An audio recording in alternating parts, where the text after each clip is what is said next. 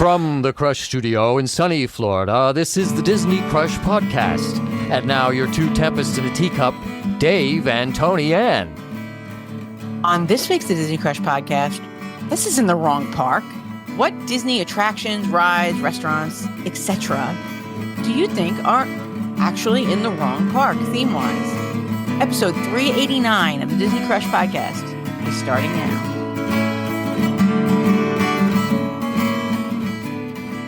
If you want to get that, we'll wait. You can tell. Well, no. See, this is the funny thing, David.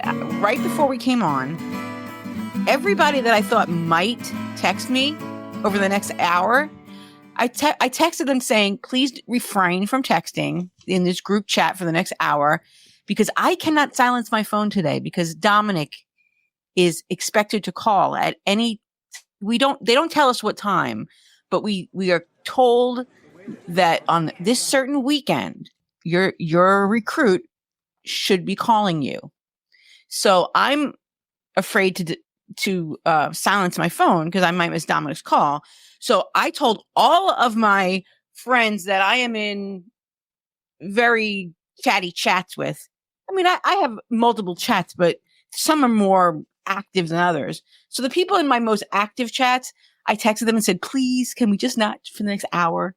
And Laura Nothnagel cannot follow instructions. So we're going to get that all through the recording, I guess, what you're trying to tell me. No.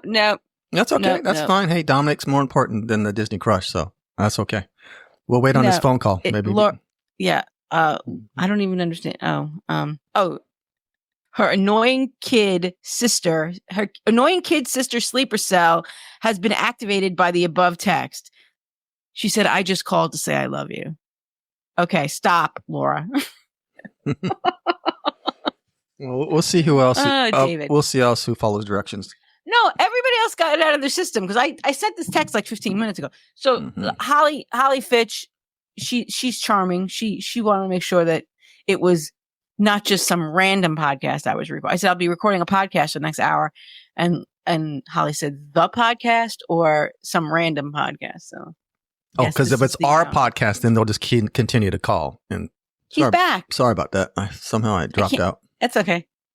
You kicked yourself out of the studio. I did. I don't want to be here anymore. Okay, cool. Well, you could talk to Laura because she wants to be chatty now. So okay. Anyway.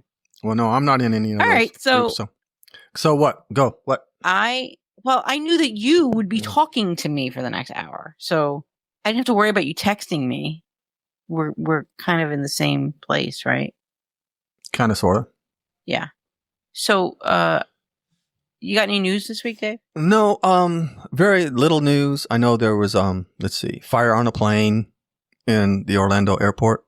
Or was that AI? Or was that just there was a what at the Orlando airport? A fire on one of the planes in Orlando. Fire on a plane. I didn't hear about that. I didn't hear about this, but I have to tell you, my week at work has been bananas.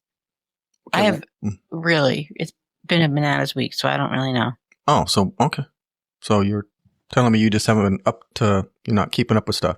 Well, did you see? You haven't seen me a lot on the interweb this week, have you? I haven't been. I don't know. I don't pay attention to you. Once a week with you is enough. I handle so much of you. Coco 2. Well, we got. What? Go ahead. Coco 2? Mm-hmm. There's going to be a Coco 2? Yeah, you didn't hear? No, is Miguel going back to hell? I don't know, but they're well, the land of the dead. They don't call it hell. You really have not been around because you didn't hear about Coco 2 coming No, out? I told you. Yeah, no, I haven't. Well, there's rumor that they're looking for a Coco 2. I'm just scared they're gonna get up like they did Snow White and Moana. Okay. Well, my algorithm, I guess, has now been permanently changed to Universal because I'm getting so much Universal material on my feeds. Mm-hmm. Well, you talked about it. That's why. Well, so now, my algorithm, Facebook, TikTok, Instagram, Apple, they're all sending me Universal stuff. Yeah. Google, the Google, Mr. Google and the ladies of TikTok. That's what I call it. The TikTok gals. They're out there. You don't even have to put it. You don't even have to text or look up something on Google. You can just talk about it and it'll show up on your feeds. Rich and I were talking about something the other day. I forget what it was. And I looked at my phone a couple minutes later, and there, like, the ad was an ad for it right there. And happens all the time. Happens all the time. I'm like, scary. It is scary. It is.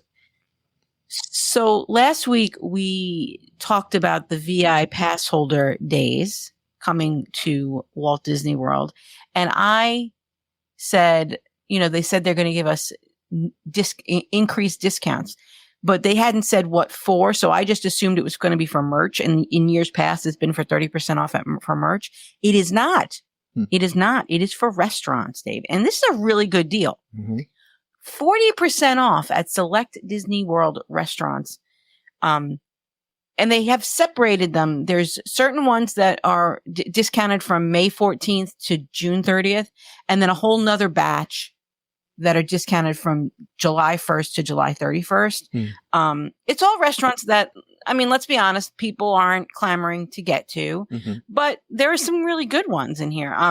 So for the May 14th to June 30th batch, they got Hollywood and Vine, Tusker House, lunch and dinner only, Toledo, Boat Rides Dining Hall, and Cape May Cafe dinner only. So that's not a character. Cape May Cafe dinner is not characters, but breakfast is. So then in July 1st to July 31st, which is the same time they have this amazing Disney Plus subscriber deal out where like you can stay at Animal Kingdom Lodge for like the price of a moderate. Diamond Horseshoe at Magic Kingdom. I'm sorry, I got that phlegm again. I had last week. Save it. Whispering Canyon Cafe. Tiffin's, which is a really good restaurant. Tiffin's in Toledo. Toledo was the earlier bunch. Tiffin's is this bunch. Coral Reef, which I've been only disappointed by in the last few years. And Ale and Compass restaurant for breakfast and lunch only, but not for dinner.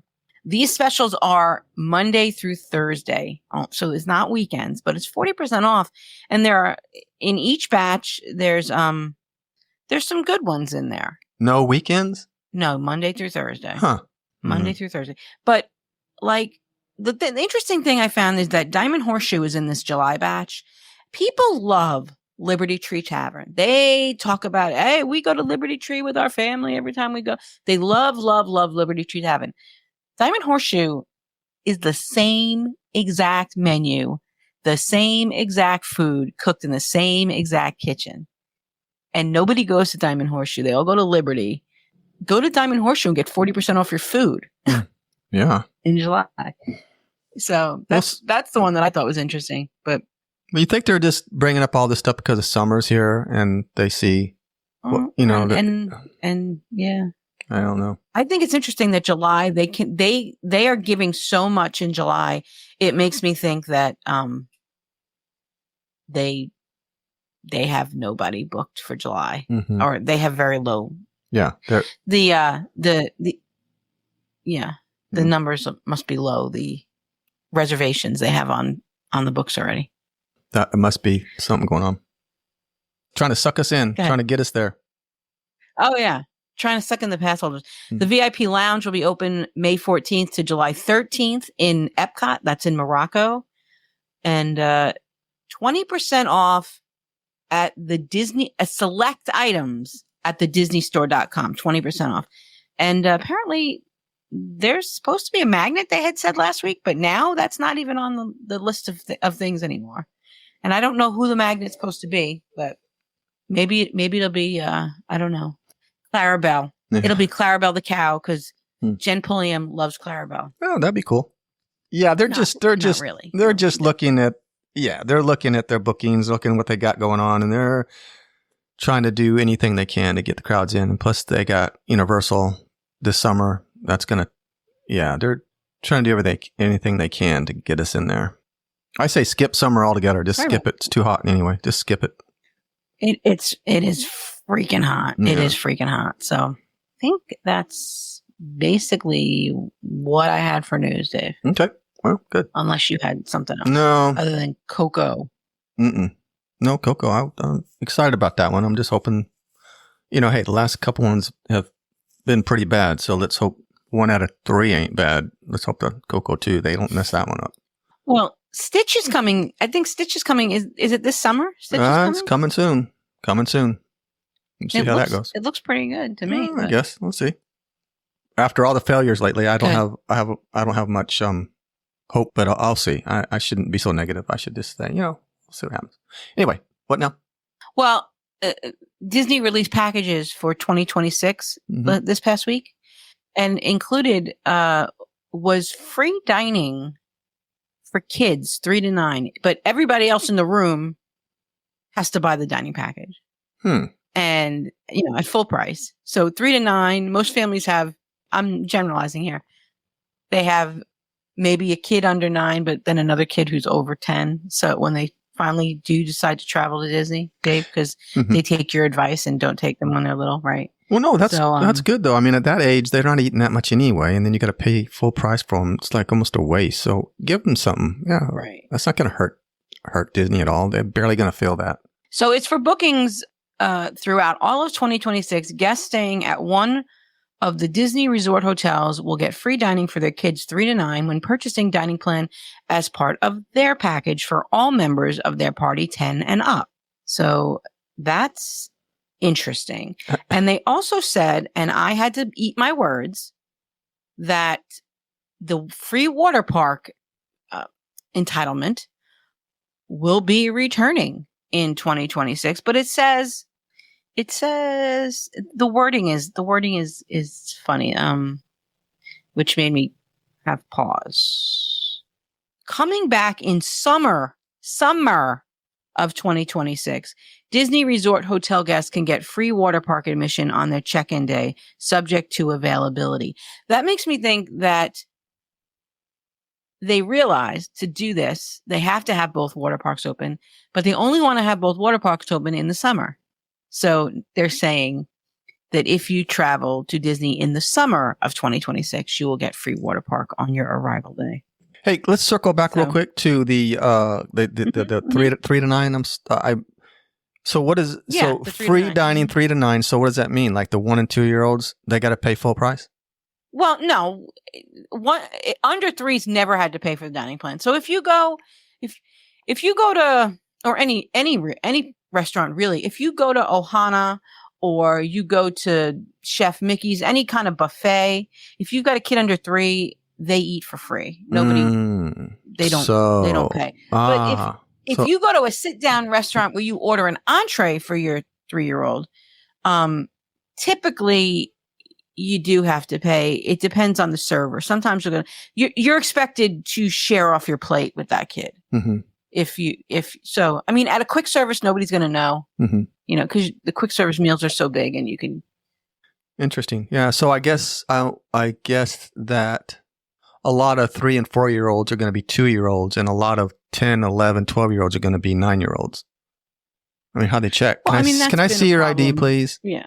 That's been a problem for years, but at Disney, they might ask the kid. They might directly ask the child, "How old are you?" And sneaky. a little kid just turned 3 or 4. They're excited to tell you that. Oh yeah. They're 3 or 4. So, yeah, I would be, nervous about faking out my kid.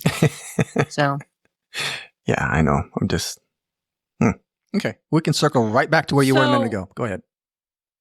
I mean, I know in my household when I was a kid, my father, I was like, the movies, you had to be under 12. I was 12 until I was like 16. Going to the movies with my dad. Okay. Shenanigans. Tell them you're 12. Yeah. Tell them you're 12. Oh. Yeah. So anyway, I think that's that. And I have a story, a Facebook story, and I wanted to share it with you because it speaks directly to parents traveling to Disney without their young children. Okay, well, don't just talk to me about it. Talk to everybody about it. Give me an intro, dude. On this week's The Good, The Bad, and The Ugly of Facebook.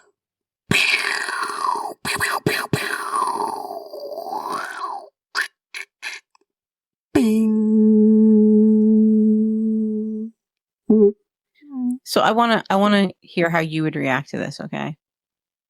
So our couples only Disney trip turned into a family of 3 adventure because our oldest child decided she was not about to miss out on a Disney trip, and she hid in the back of our SUV for 5 hours. Plot twist, she's now living her best life on a surprise solo trip with mom and dad and has officially earned the nickname Chip because every stowaway princess needs a code name.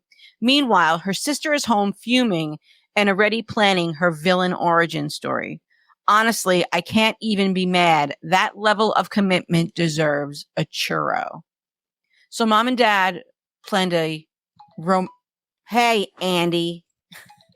Well, they're listening good. They really listen to you, telling them not to bother you during the podcast. That's okay. Dominic could be calling. We got to keep it open.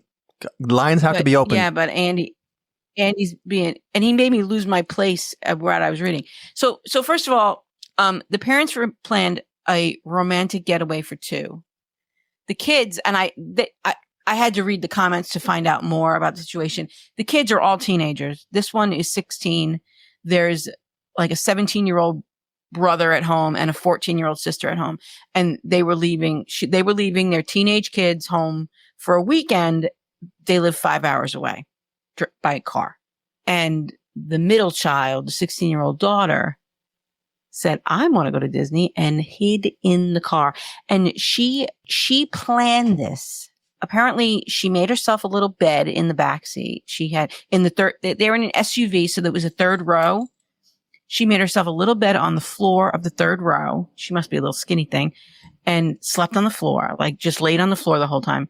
She had her phone on silence, and she had her earbuds, so she was able to like watch movies in the back and nobody heard her. She didn't go to school. She skipped school. She made herself a comfy little bed in the 3rd row. She was in there for 5 hours with no bathroom, no snacks, but she was jealous when we got out for lunch because she was starving. First of all, I think about the snacks. She must have had like quiet snacks, because if you made crunching sounds. Well, as a parent, mom and dad might hear you. As a parent, after they found out that this kid was back there, and that was a 5-hour drive, I'd be like replaying all the conversations we had in the car with each other. Well, yeah, and that too, yeah. And so anyway, here's the thing. When Rich and I plan a romantic weekend at Disney, we have some plans for some mommy daddy time, if you know what I mean. So first of all, when I go with Rich alone, I book a king room. So there's no bed for this child. I've also made some other plans with my husband, which I might be talking about in the car on the way there. That's what I mean. The conversations would be, right. A little bit. Right. If you talk a little bit more adult with your wife when you're not around your kids. Mm-hmm. Yeah. Well, which I do anyway. Well, hopefully she had those earbuds in and she didn't hear anything. So what ultimately happened was she didn't go to school, and the little bratty 14-year-old called mom and dad to say, where's sister? Mm. And they were like, she's at home, isn't? No. So mom calls the little stowaway on the phone, and she sits up in the back seat and goes, what? Oh, shit. That's how she revealed herself. Oh, caught her off guard. Ooh. Yeah. I'd stop the car and let her out right there. Yeah. I'd be like, get out. I mean, I'm thinking I made reservations for like nice restaurants with my husband. I made plans with my husband. Plus, exactly. I would be mad. Oh, yeah, I'd stick on a Greyhound right back home. They only live 5 hours away. Maybe I'd turn around. I don't know. No turn around. That's 5 hours. It depends how far along were they in the trip before she accidentally exposed herself. Yeah, I think they were beyond the point of return. Oh, okay. Yeah, that's not good. Apparently, she was supposed to be at school this time, and it was like when the sister got home from school, she called mom and dad and said, "Where's sister?" And so it was, Well, yeah, that could be bad. What if there was mom and daddy time in the car on the way there? You know what I mean? Hello. Yeah. I know what you mean. That could have been bad. So, I'm going to probably pull that one out, but anyway. Maybe they were going to Disney. Maybe they were going to the, motel. Yeah. There used to be when I was a kid, there were hotels. They used to advertise on the TV, the Poconos, Mount Airy Lodge. They had like heart-shaped jacuzzis. They had a champagne flute jacuzzi. Yeah, maybe they were going to the Mount Airy Lodge, or on Long Island, it was the Comac Motor Inn. It was they had hourly rates, and yeah. Wow, you really remember all these places. Did you frequent them? Because you really know a lot about them. No, but Rich went to the CMI, the Comac Motor Inn, on his wedding night with his first wife. I do know that. Wow. Too much information, Rich. Keep that kind of stuff to yourself. Do you know that? I don't know if I want to know. I don't know if I want to know anymore. That's it. What? No. It's my wedding night. His ex-wife slept in our house with us because we were leaving for our honeymoon the next day, and she was staying with the kids at our house. But so that's the opposite. His wedding night with her, they were at the Comac Motor Inn. My wedding night with him, she was in the house with me. Oh my gosh. This sounds like one of those movies that Veronica watches on TV. And now, I don't, yeah. Yeah. Mm-hmm. Anyway. Okay. Weird. You guys are weird. Comac Motor Inn. You didn't have any places like that in your youth that used to cater to couples? I know what you're talking about because I have seen them, but no, I did not frequent them. No. Okay. Oh. So anyway, I think that's all the Facebook I have for the week. Let me double, because I haven't been on Facebook much. That's okay, because that was good. That was a good one. Killing me softly. That was a good one. Yeah, little stowaway kid. That's the VI pass holder stuff. That's the. Oh, we do want to welcome to the Friends of the Disney Crush a longtime listener, new member of the Disney Crush. I got a message. I do want to welcome a listener who just joined the Friends of the Disney Crush, our Facebook group, that we didn't know was out there. I love finding out that people are out there that we haven't met yet, or we don't even know are out there. James Blazer joined the Friends of the Disney Crush this week, and he said, I asked the question, how did you hear about our group, which is the Friends of the Disney Crush? It's our Facebook group, and it's where we pose questions to our listeners, and sometimes those questions become show ideas. So James said he's been listening to the podcast for a couple of years. He found us on the SiriusXM app. I have gone back to episode 1, and I listen to them in order while I'm waiting for your next episode. Oh, God bless you, James. You went back to episode 1. I don't wish episode 1 on my worst enemy. I've listened to about a half a dozen other Disney podcasts, but either the banter of the hosts turned me off after a couple of episodes, or their sugary sweetness does. I live outside of Austin, Texas, and I've only been to Disneyland once and Disney World 3 times. I enjoy the conversations you two have, and it keeps me up to date with what's going on at the parks. While listening to the early shows, I often wish that I would have been able to contribute to a survey or to give some good feedback. So I thought I should join the group now so I can contribute in the future. And if that's you, if you're out there and you hear these shows and say, oh, I would have told them this thing. I really like that restaurant. Join the Friends of Disney Crush and tell us about it. And maybe we'll share your ideas on a future show. You can also email us at the thedisneycrush@gmail.com if you have any show ideas or feedback you want to give us. If you're not a Facebook person, because not everybody's a Facebook person. True. Yeah. I know people who don't want Facebook listening to their conversations about their future, trip to the gynecologist so that they get targeted ads an hour later. Yeah, right. For gynecology related clinics and things like that. Me and Veronica were talking about pickles one time, and we got like 100 things starts popping up about pickles. Yeah. Oh, yeah. Oh. I was talking to somebody who said they were going on a cruise in a few weeks, and she said the cruise line they were going on. Oh, don't tell me. And an hour later, I was getting ads for like Royal Caribbean or something. And That's it was like, scary. Come on. Big Brother's watching and listening. Yeah. There's a deal. Is it Sam's Club? Yeah, they're giving they're running the 10% off Disney gift card deal, and so it's a $200 Disney gift card for $180, so it's $20 off. And they also have a Southwest gift card, $500 for $449, and that will be. Where are the dates now? It cut off the dates. Oh, how dare they? I think it's the beginning of May. Let me see. Sam's Disney gift card 10. Let's see if Mr. Google can tell me what the dates are. It starts May 2nd, 3 days only. So yeah, when this podcast comes out, it'll be the podcast comes out on April 30th, and this is May 2nd, 3 days. You could get a $200 Disney gift card for $180 and a $500 Southwest gift card for $449. And this is I think it's an e-gift card. It's an email delivery for these cards. So okay, there you go. If you're a Sam's Club member, you should be getting a flyer in the mail if you haven't already. But yeah, I talked about this recently, but I just want to reiterate it. If you're looking for a reservation to the cake bake shop, look on OpenTable. There's so little availability on the Disney app and so much availability on OpenTable. And the same goes for the Boathouse. I see a lot of people looking for reservations for the Boathouse. If you go on OpenTable, it's wide open. It's wide open. Well, for now. I mean, I was even able, yeah. What, because everybody listening to Disney Crush. Yeah, because now they're not. Yeah, you just blew that up. That is true. That is true. I can't even get people to stop texting me when I ask them to. I know.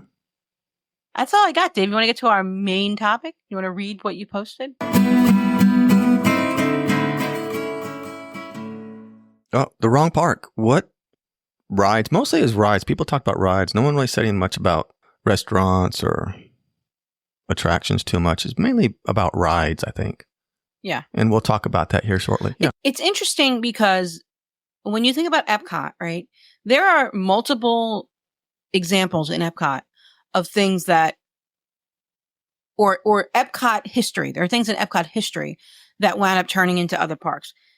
Epcot was originally supposed to have a movies pavilion. And then Michael Eisner decided, no, we're going to open MGM Studios. And so the movie pavilion never happened. It became a whole park. And they were supposed to have in World Showcase, they were supposed to have an Equatorial Africa section, which they abandoned when they decided they were going to build Animal Kingdom. And that area it was supposed to be built out where that outpost is, where there's the funky hot dogs and Coke products, right past the bridge there between China and Germany, I guess that's right. Yeah, between China and Germany. That was supposed to be an African pavilion, and they never built it. Interesting. So they built other parks instead. And when they decided they were going to build Animal Kingdom, they moved all the animals from Discovery Island over in Bay Lake. They moved them over to Animal Kingdom. Back in the day when we used to take our kids to Fort Wilderness, there were wild peacocks that used to roam Fort Wilderness. And when they built Animal Kingdom, they scooped them up and moved them over to Animal Kingdom. Yeah. Which is kind of sad because they took away from the lore and the history of Fort Wilderness by doing that. But yeah, well, things change. I guess they felt they could better be managed. Yeah. Yeah. I mean, Jungle Cruise, Walt really wanted real live animals in there. There you go. Yeah, there you go. That's something that if they could have picked that up when they built Animal Kingdom, they could have picked it up and scooped it over there. That would have been nice. But Walt's original dream was to have live animals for Jungle Cruise. And it finally came to fruition with the Kilimanjaro safari. And that's one of mine. I mean, I know that certain rides and attractions that are in the parks now, you can't imagine or fathom them being anywhere else. And Magic Kingdom, you're always expecting it to be there, but it belongs in Animal Kingdom. really. Right. Yeah. Right. But, and I think, to some degree, the Nemo, the Seas Pavilion, which again was built before Animal Kingdom, but the Living Seas would fit right in Animal Kingdom, and the Nemo ride, and the Nemo ride could go right next to the Nemo show. Yeah. And, Nemo belongs and in the Sea Pavilion. Yeah. The Nemo ride, the Nemo musical belongs at the Sea Pavilion. I agree. No, I'm saying the opposite. I disagree. Oh, you disagree? Oh, I thought you were saying I say the whole Sea Pavilion belongs in Animal Kingdom. Oh, okay. Well, that too. But right. Yeah. But yeah. But you'd have to You can't transplant things that were there before you in the other park. So. Well, I'm just going by what's in the parks now, and where would I put them? I would put Nemo at the Sea Pavilion for sure. Yeah. Now I remember when they announced that. Toy Story Land was coming to Hollywood. Mm-hmm. I thought at the time, what is now Pizza Rizzo was not Pizza Rizzo. It was a restaurant. It was Pizza Planet. The top floor was an arcade, and they served pizza at Pizza Planet, but it was on the wrong side of the park. And they closed it when they announced Toy Story Land. And I thought, well, they'll just reopen it over in Toy Story Land. And they didn't reopen it in Toy Story Land. They wound up making it Rat Pizza. And Toy Story Land got a hot, poorly seated, no shaded grilled cheese restaurant, which is good grilled cheese, but Pizza Planet would have fit better in the theming, I think. Mm-hmm. And I would have appreciated some air conditioning. Yeah, right. So they should have put Toy Story Land in Dino Land. Well, how would that fit into animals? I don't know, but it's usually shaded. You have more shade over there anyway. Okay. People. I'm trying to think of. There was another one that I thought of. Oh, and Buzz Lightyear. Buzz Lightyear was already at Tomorrowland before they announced that they were going to build a Toy Story Land. So Buzz Lightyear could technically fit in the other park too, but the ride is very similar to it's a shooting ride like Toy Story Mania, so it'd be kind of overkill to have the same type of you're kind of spinning and you're aiming, and so it'd be I kind of thought that was a poor idea. The Toy Story Mania ride, while it is an amazing ride, and I remember when we used to lose our minds over that ride and wait hours for it. I remember that was like the first ride that the Fast Passes would run out in the morning. People would run to those Fast Pass machines. And if you didn't get there right at park opening, you weren't riding until 10 o'clock at night. I mean, it was bad, but, or you were waiting in a 2-hour line. But the fact that they made a Toy Story aiming shooting ride when there already was a Toy Story aiming shooting ride, I thought that was lazy Imagineering. It was, albeit it was an amazing ride with much better technology than Buzz Lightyear. But I thought you could have made something a completely different type of ride, but they didn't. They made 2 aiming rides. Yeah. Well, that's Disney for you. I'm interested to see how this new Buzz Lightyear refurb is going to be. I'm excited for it. I think it might give the ride some rejuvenated life. I don't know. Yeah. You don't do well on that ride because of the spinning on Buzz? It's okay. I can handle it. Yeah. You can handle Buzz? Mm-hmm. Yeah. And I know you do okay on Toy Story. Yeah. But. Yeah, I'm okay. Well, don't get too much into it. My concentration's going something. I got something to. If I'm just sitting there, then I start thinking about too much, and then I start going, "Woo!" But no, I've been pretty good on there. Okay. You know how that goes. Woo! Anyway. I know very well how it goes. Oh, geez. Dave's getting sick. Watch out. You got any other ideas? One of my favorite rides was Alien Encounter. And I just think... Oh, yes. I just think that was in the wrong park from the get-go. If they had stuck it in Hollywood Studios, it'd still be there, I bet. Yeah. Like stuff like that.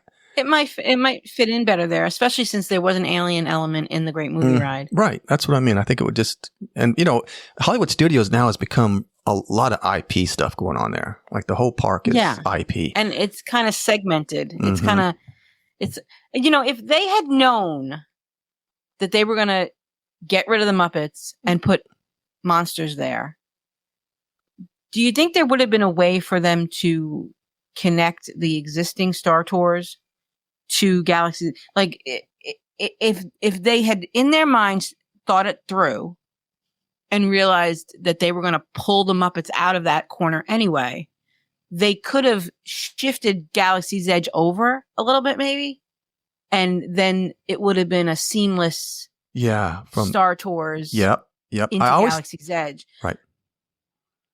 Mm-hmm. Yeah, we always think about that now. Like, wow, even when they built it, we're like, wow, they should have just incorporated this somehow into Galaxy's Edge. But they had that spot in between it. Like Monsters, Inc. belongs in Hollywood Studios. Yeah. Mm-hmm. But they could have, if they had thought 3 steps ahead, they could have situated Galaxy's Edge differently. And then they could have attached. Okay, so if you shift Galaxy's Edge over a little bit, you've now got that spot between Galaxy's Edge and Toy Story, the space where Muppets is now. Imagine that footprint on the other side of Galaxy's Edge, and you then have 2 Pixar movies side by side: Monsters Inc. and Toy Story, and you have Pixar Place, which is that sign that they teased us with for years over where Edna Mode meets. They call that Pixar Place. Mm-hmm. It would have truly been Pixar Place. There could have been a portal or into Monsters Inc. and Toy Story Land off of Pixar Place. You could have had meet and greets with any existing or new Pixar characters that come and go in that area. And it could have been a entryway into the Monsters Inc. land and the Toy Story land. And you could have used that street to kind of promote any future Pixar IP or bring back any favorite Pixar characters for meet and greets there. That's a great idea. You need Dave. Yeah, that's a great idea. You need to be an Imagineer. Not me, you. That's really a good one. Although I did think that was kind of weird the way they did it. But but I figured, they can't do anything about it now because they have all that space in there, and what are they going to do with it? Right. But if the Muppets were on borrowed time anyway, they should have done it. I know. They should have done it 5 years ago or 6 to 8 years ago. But I guess they didn't realize the Muppets were on borrowed time yet. Well, that's true. Well, they do a lot of silly stuff. That's why we're talking about this today, because they put things in parks that shouldn't be there. So I saw a TikTok, and I don't know how true this is, but this person says they've heard it from people that because of the political climate in this country, Disney is thinking they may need to get away from Hall of Presidents because people go in for 4 years and they see the president they like and they cheer him on, or they see a president they don't like and they boo him. And it's become like a whole thing, right? So they're thinking, let's take politics out of it completely and stick the Muppets in there. I'm not against that. Yeah, I mean, I'm not clamoring to go to Hall of Presidents. I don't care who the president is. I've been, I've gone, I've enjoyed the show, I've appreciated the history, but there are not people breaking down the doors to get into Hall of Presidents. No. And if they're going to close the Liberty, if they're going to close the Liberty Bell anyway, and nothing is sacred at Disney, maybe take. I understand the Lincoln portion is, it's just classic Walt. It harkens back to great moments with Mr. Lincoln in Disneyland. It's the first animatronic that stood up from a seated position. It's a big deal. I don't know. Mr. Lincoln over to the American Adventure in Epcot. I agree. Which is, there you go. This is where Hall of Presidents belongs. There you go. Yeah, move it to American Pavilion. American Adventure probably could go through a refurb too. Yeah, they need something over there. They really do need something. Those animatronics in that show, again, amazing technology. Cutting edge for the time. the Mark Twain and the Ben Franklin and all of that. But it's not well received by the crowds. Mm-mm. So we have to look at Disney has a balancing act. They have to make people happy, the purists, the people who have been fans for a long time, and not take away things that are nostalgic. But they also have to look at crowds, and if a ride is not getting or attraction is not getting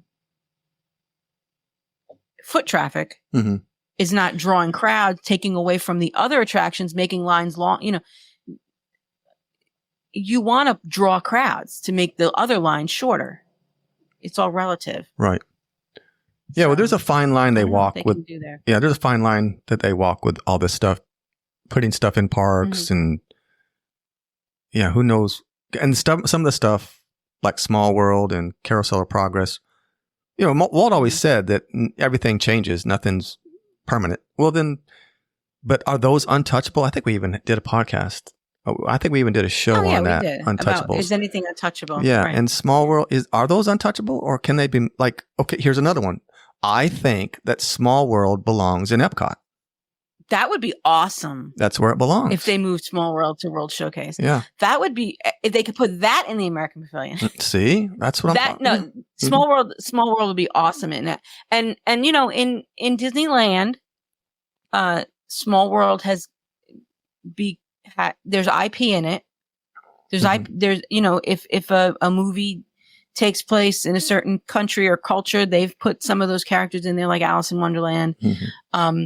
They are now putting Coco in Small World. Speaking of Coco, and the front of Small World in Walt Disney World is so underwhelming. Like in the other parks, in Disneyland and other parks, they're just amazing. Right. The entrance coming into it, right?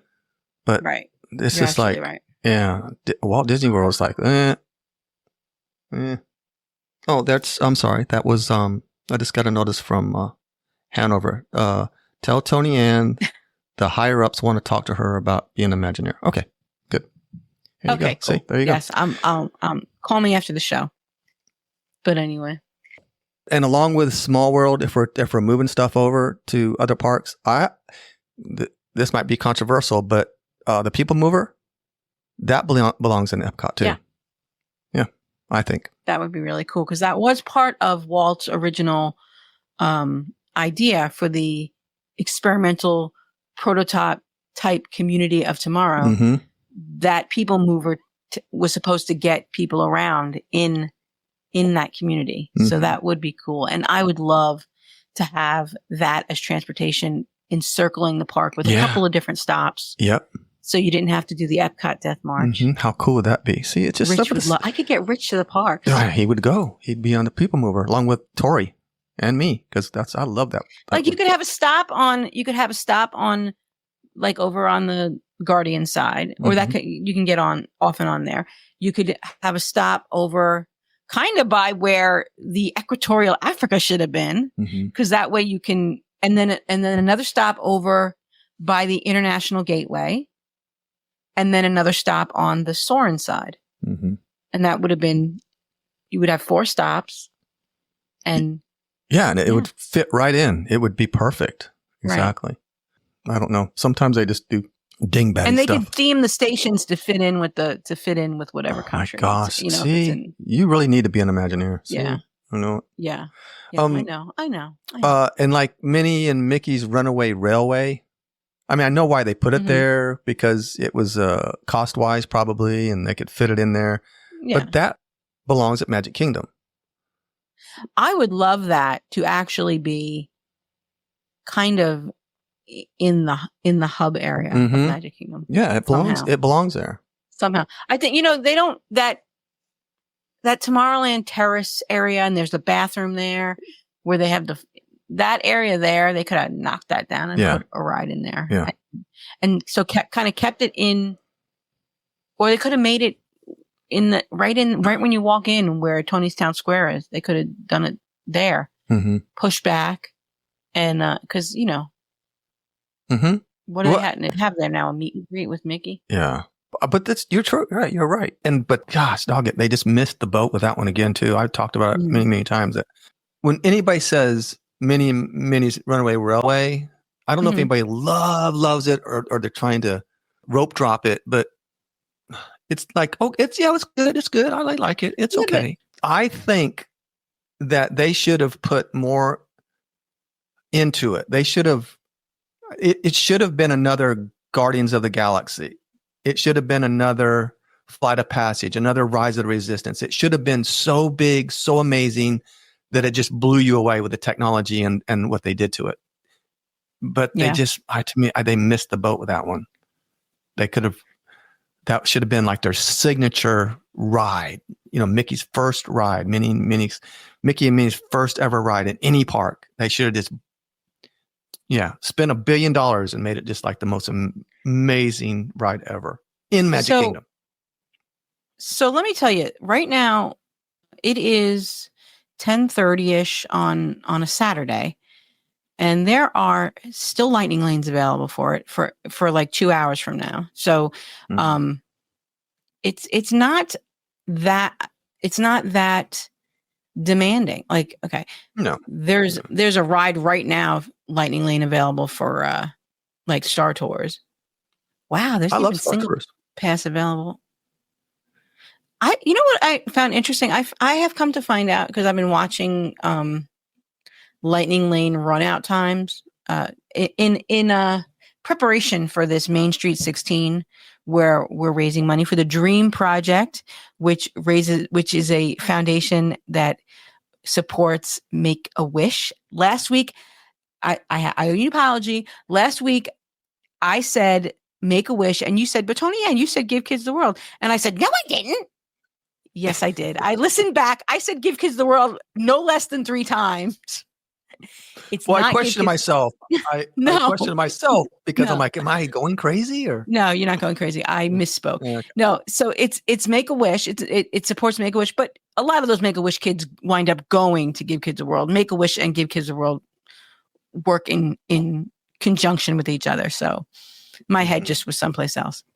So anyway, So in my preparation for how our team is going to tackle this task of riding these 16 rides as quickly as possible on a Saturday, I've been watching wait times and lightning lane availability when they run out, how many hours out they are if you get one. Like, so I've been watching very closely, and it's interesting to me that Toy Story Mania is one of the, after Slinky Dog, after Tower of Terror, Toy Story Mania runs out of lightning lane return times very early.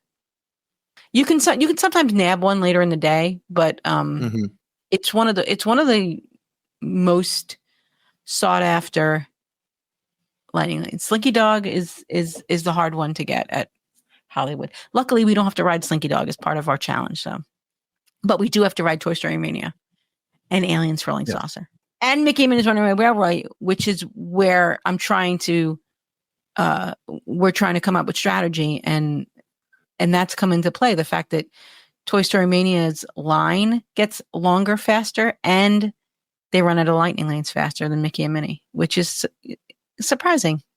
Because now you just have to do standby. You can't do. You can do lightning lanes. You can use, you can't do the premiere where you can't do that, because that's only good at one park anyway.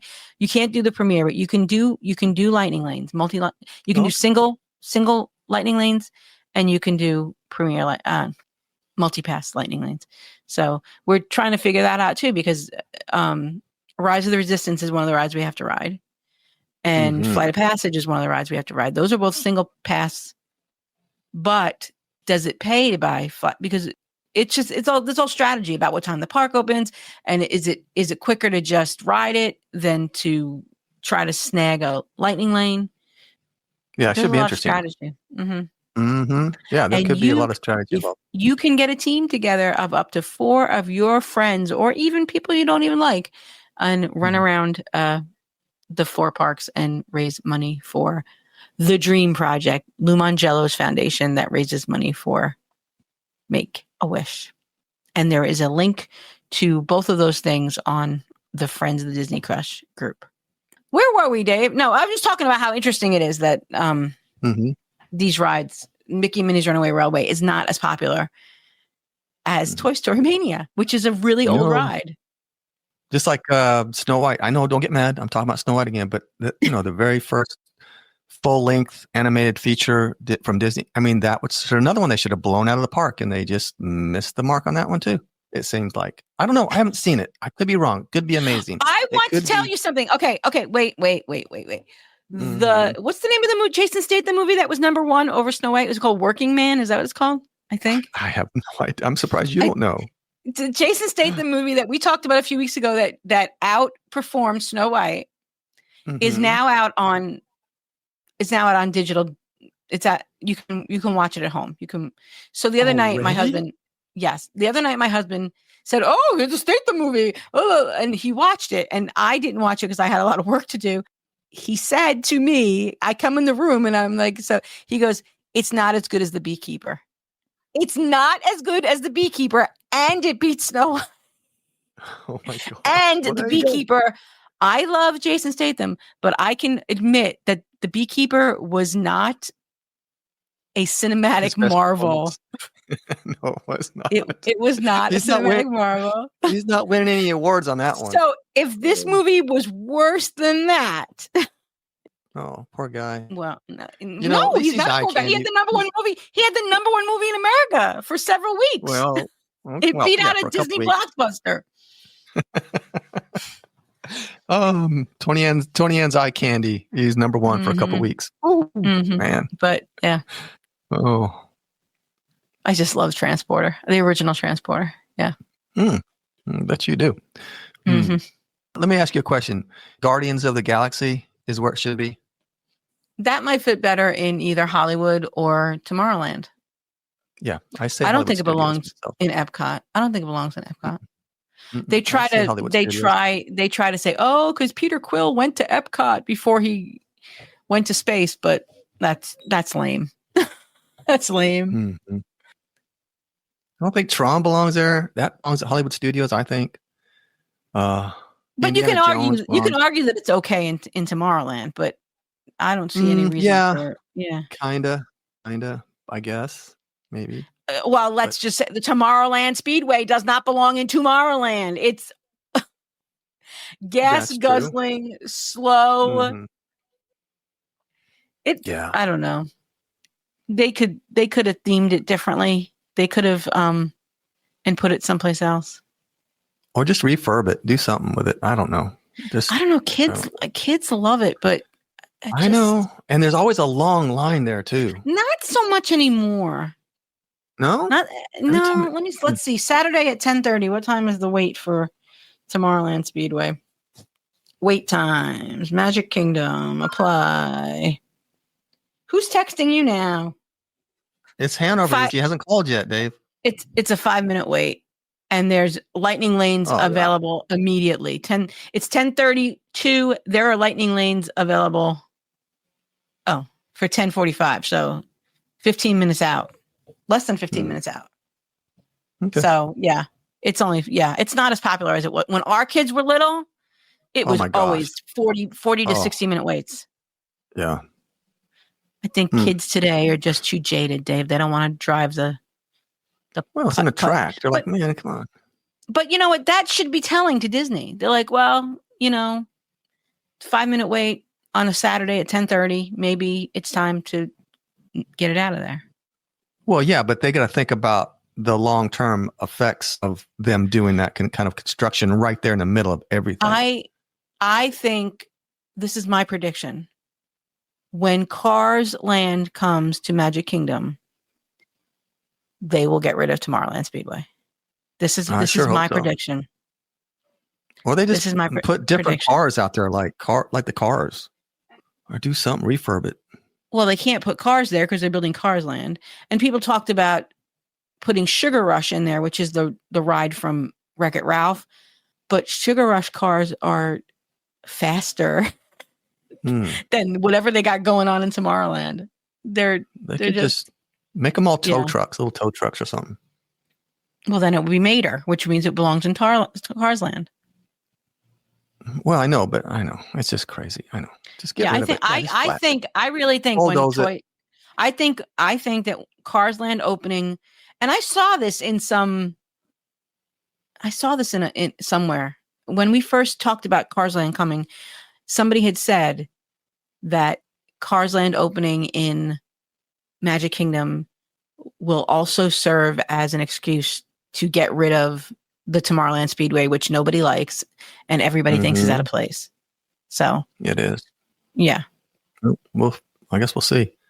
I'm waiting for the big walls to come up. That'll be a good day.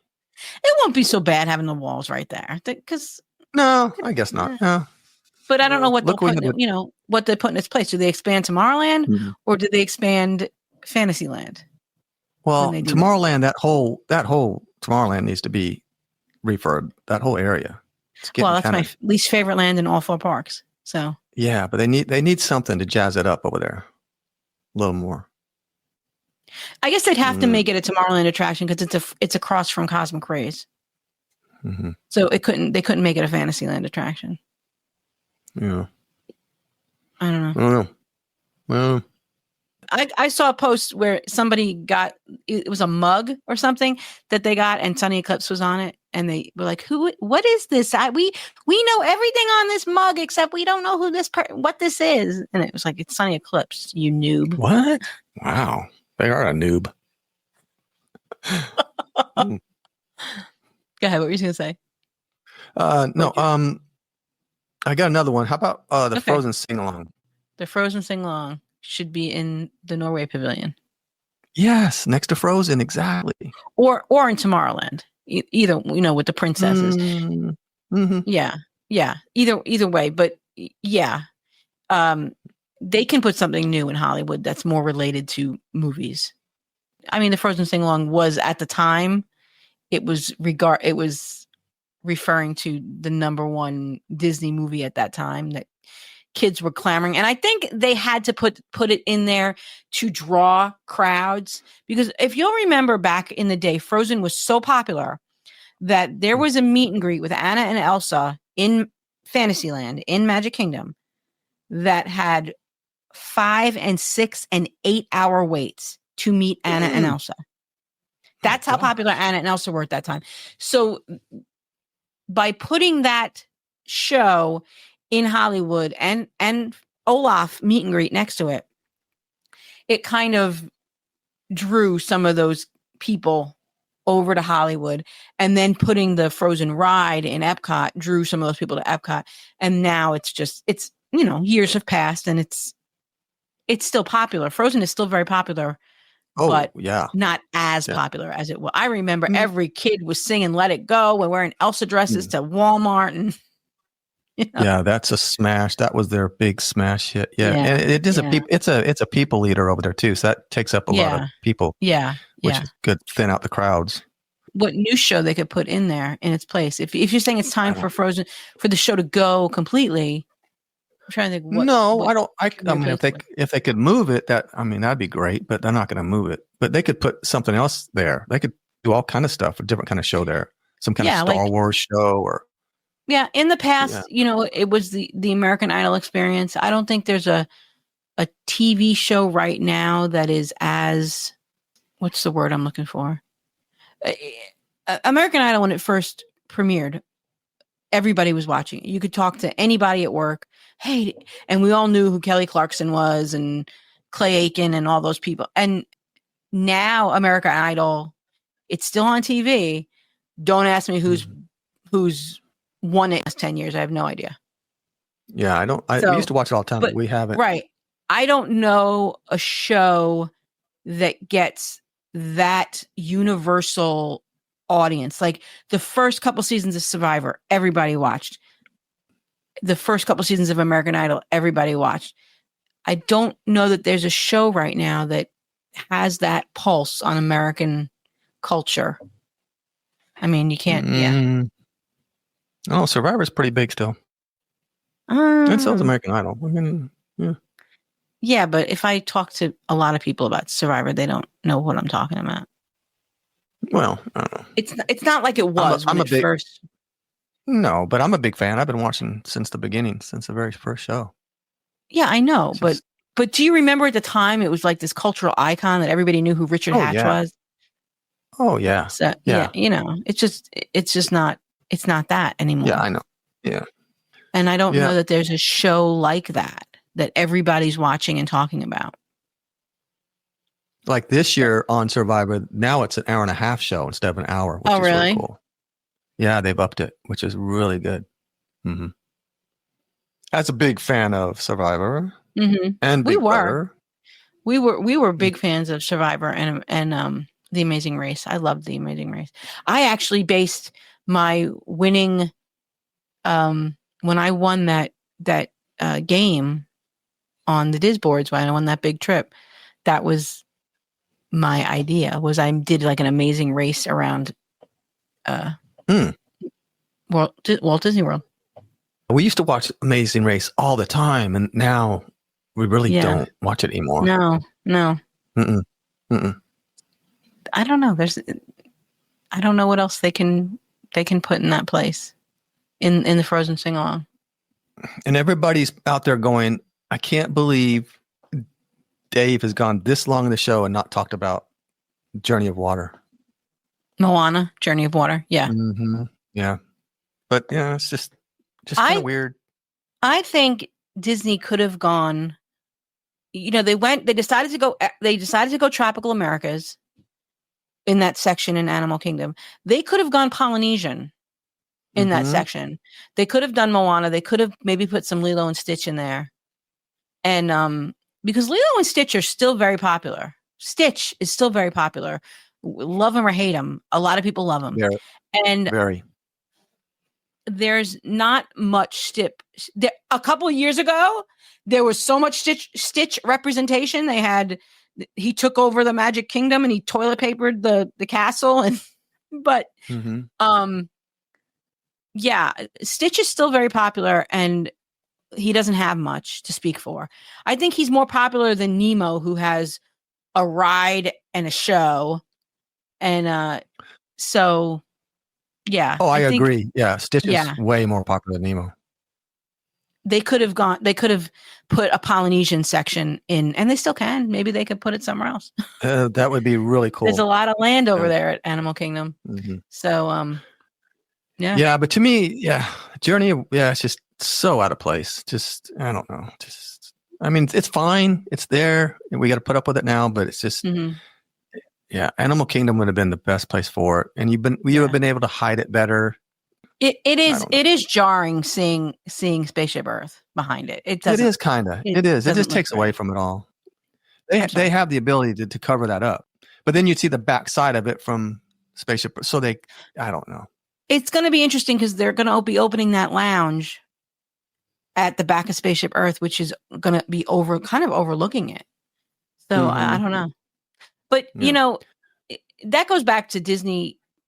Disney used to be much more mindful of sightlines. They used to be. They talk about how in Tomorrowland, you can see the Contemporary because it's a contemporary tomorrow futuristic hotel. So you can see it and it's okay. Morocco, you can see the Tower of Terror. Therefore, the Tower of Terror was painted a color that fits into the Moroccan skyline. Now we have Galaxy's Edge that you can see from the highway, the back of it, the scaffolding, the scrim. Yeah. The scrim, is that the word? I don't know. They're scrims. You could see the framework of Galaxy's Edge from the road. And I guess in some regard, you can say, well, it's supposed to be a movie set and this is a movie park. So it's okay that you see it because it's showing you the back of a movie set. There are other examples in recent years that you can see stuff that you shouldn't be able to see. Yeah. I mean, cost-wise, I get it, but it would be cool if they could have done completed the whole backside of it. So when you're driving there or on a bus, you think, I want to get to Galaxy's Edge. Yeah. Yeah. But they have the ability to do it, but they just didn't do it. But I don't know. It's just something that always like, oh, really? Disney? Yeah. Will I go there? Yeah. Aladdin's magic carpets, they belong in the Morocco Pavilion. Because what does it have to do with Jungle Cruise and pirates? Disney. I feel like the Morocco Pavilion deserves an attraction. You know, they keep using that restaurant back there for pass holder lounges and how about give us, I said years ago that we needed an Aladdin attraction, a real Aladdin attraction, maybe on the line along the lines of Soarin', where you're on a magic carpet ride. And I think that would be cool. That would be cool. Speaking of which, I saw that SeaWorld think next month in May, which is going to be like tomorrow by the time the show comes out, they're going to be opening a Soarin' style attraction. And like over this last couple of years, a lot of these freestanding Soarin' style attractions have opened up around the world. It's like if you go to Vegas or New York City or I think Iceland, they're all over the world now. It's the technology from Soarin' with the movie, and they make it like a tourist thing. So if you come to our city, you can go to this attraction and fly over the city. And I still don't know how. I'm pretty sure it's the Imagineer, that the Soarin' technology that has done it. I just don't know how he's done it without getting in trouble with Disney. Because like my uncle worked for Pentac. He invented the technology that when you pull up to a stoplight, the light changes. The technology where it's the sensors. It's the same sensors. It's the same sensors that like are in the on a different level. When you walk up to a Halloween attraction, a Halloween decoration on the door, and it scares the bejesus out of you. It's right. That's the same technology. He worked on that, but he doesn't own that technology because he worked for Pentac. Pentac owned that technology, and like Stan Lee, that we all said how Stan Lee got screwed by Marvel because he worked for Marvel when he drew all these characters, when he created all these characters. So they technically belong to Marvel, they didn't belong to Stan Lee. It's the same thing. So I don't know how this Imagineer is able to take this Soarin' technology all over the world and not get in trouble with Disney. He must have had something in his contract. Probably. Yeah. Well, look at me. I invented the EV, and look what Elon came running and scooped it right out. That's true. Me. That's true. Yeah. I mean, I remember that when right. Oh, God, so disappointing. Yeah. Well, what are you going to do? Yeah. Hey, some of our listeners chimed in. Do you want to hear what they had to say? Okay. Yes. I want to hear what they had to say. Mary Ann said, I think she's right with me and you. I think you agree too, that Minnie and Minnie's Runaway Railway is completely misplaced. It belongs at Magic Kingdom. Couldn't agree more, Mary Ann. And Holly said, in Toontown, it makes so much more sense in Disneyland. Yeah, that's true. Disneyland still has Toontown, and it's right there, and that's where it kind of belongs. I don't know what Tom is talking about. Oh, he said that Moana's Journey of Water is in the correct park because there's a sustainable aquarium there at Epcot. He's not wrong. Tom, he's always causing trouble. Daniel Ginger says, create a Brazil pavilion at Epcot World Showcase and then move the Jungle Cruise there. Yeah, but the Jungle Cruise goes through several rivers. You're in the Nile, you're in the Amazon, you're what are you in at the end? You're in some Asian, I don't remember which, if it's the Yangtze River or the Yellow, I don't remember what river you're in at the end. I'm sure I'm getting yelled at by my crazy Disney friends. And Kate Merrow just messaged me. She doesn't know how to follow directions of not messaging me for the next hour. Wow. I would put them all on timeout if I was you. Yeah, I don't know.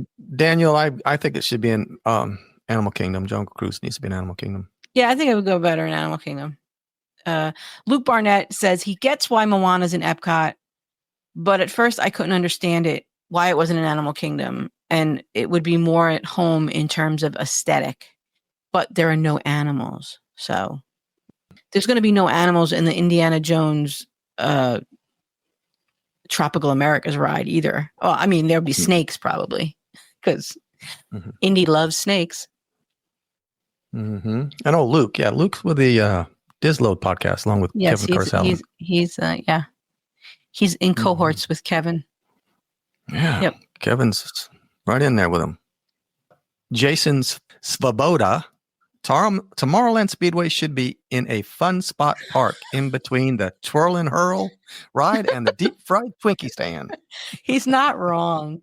It really is out of place in a premier theme park. That ride does not belong in a premier theme park. You know, people said that for years about Primeval Whirl, and it got tossed out of there. But this Tomorrowland Speedway, I think, is even worse. I think it's even less Disney, up to Disney caliber. It's not. It doesn't belong there. Yeah. On a more serious note, he's always thought the edutainment aspect of Carousel of Progress lent itself to being an Epcot attraction.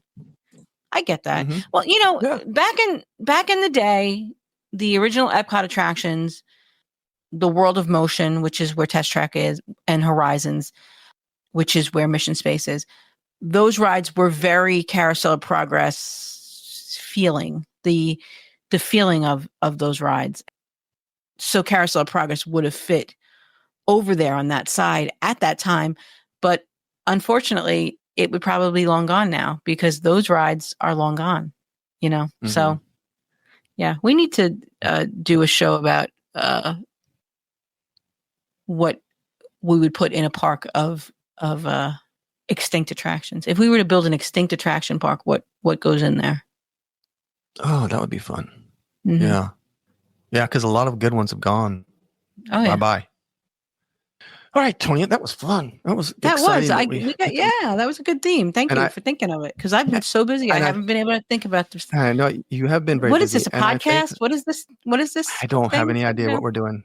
No, it just yesterday at 4:30, I was on my way home and I got a call that one of my patients wasn't doing good, and I had to rush over. And then I was up doing charting last night because it just was a mess. So. Yeah, you'll have days. And that's been my week in general. It's been a rough week. So this was fun. Thank you guys for chiming in and helping tell us where you think things should be. They're not going to change. They're not going to change because they're permanent now. They're not going to pick up Journey of Water and move it to Animal Kingdom for me. They're not going to pick up Galaxy's Edge and slightly slide it over just a little bit, like I would like them to. No, but they should have. Yeah, they should have. That's the first thing I thought when I went there. I thought, wow, there's Star Tours and there's Galaxy's Edge. Yeah. Why is Muppets in between Star Tours and Galaxy's Edge? Yeah. Uh-huh. Oh, wow. And the whole, what you call it? The launch bay. Oh, we didn't even talk about the launch bay. That really doesn't belong there. Yeah. The launch bay. Yeah. Like, why? I don't know. Anyway. All right. Well, no one's going to listen to us, but I did get the second phone call from Hanover, and he will be expecting your phone call shortly. So okay. I'm calling you right now. Go give him a call. All right. Go give him a call. Find us on Friends of the Disney Crush if you want to participate in some of these conversations. But like I said, if you're not a Facebook person and you want to get a message to us, thedisneycrush@gmail.com. Sounds good. Bye. Then that's it. All right. The key of truth has spoken. Put a check on that. Can you do that, Dave? Can you put a check on that one?